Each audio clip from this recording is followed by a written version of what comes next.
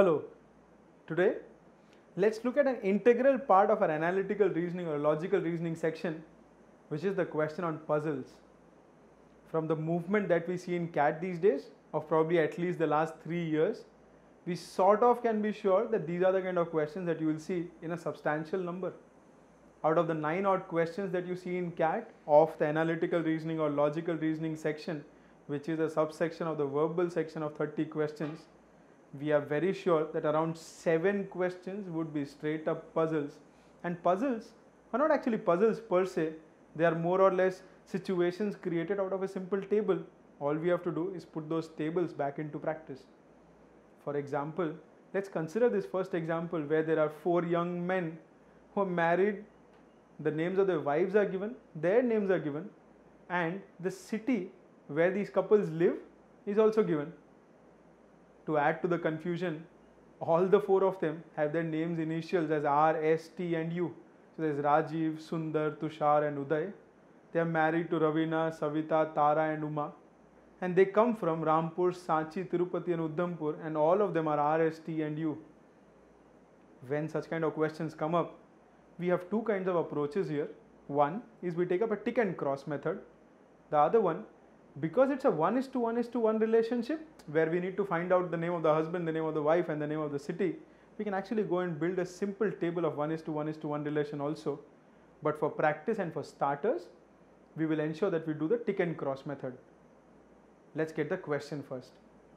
The conditions that are given to us are that the first letter of the names of men, their wives and cities does not match. That means if there is a Rajiv, he is not married to Ravina and he is not coming from Rampur. Similarly, Ravina is married to somebody but Rajiv and she is not coming from Rampur. So these are very visible indications. Second one, Savita is not Rajiv's wife. Okay. Third, Sundar does not live in Rampur or Udhampur and is not Ravina's husband. Fine. Fourth condition, the last condition, Uday and Tara do not live in Sanchi. Okay. The questions generally that are asked are which is the correct pair and who is whose husband or who is whose wife. That's okay, we'll come to the questions later.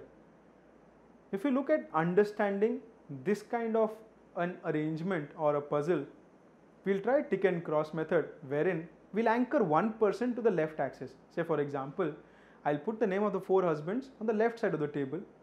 On the top, I'll use the names of the 4 wives and the 4 cities. So that means there are wives and cities on the top of the table.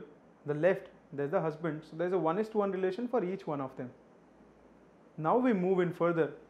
With the help of the first information, it can be concluded that Rajiv cannot be married with Ravina and does not live in Rampur, which is what we above indicated. Similarly, it holds true for nearly everyone. So we can say Uday cannot be married to Uma, nor does he live in Udhampur, and all of those conclusions. On the basis of this information, we can cross the respective blocks in the table that we had made.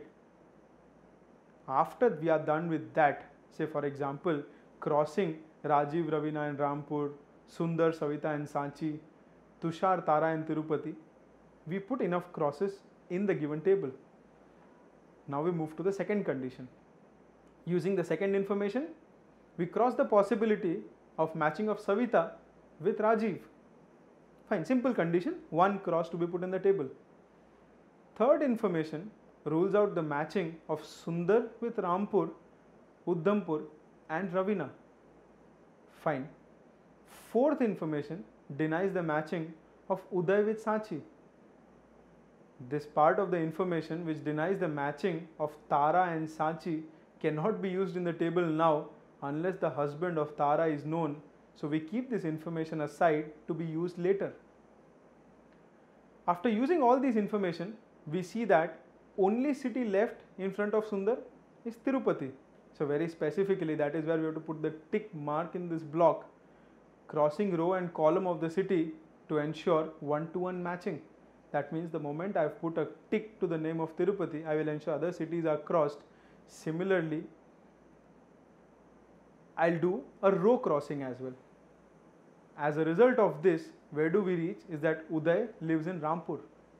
Once we are done with that, using information fourth that Tara does not live in Sanchi, and information first again, we get the matching of husband, wife and city very specifically, either through ticks and crosses, or we might want to rewrite the table later just in case we want to be more neat with our work.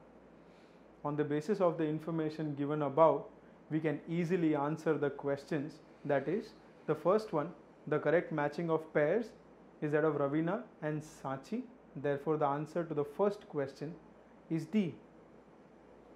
The second question, the wife of Uday in this given table is Savita. Hence, the answer is B.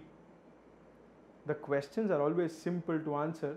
The biggest challenge here is to document the whole table. The second example along the similar lines is on the screens. Study the following information to answer the given question. There are 6 family members having different professions. There are 2 married couples in the family.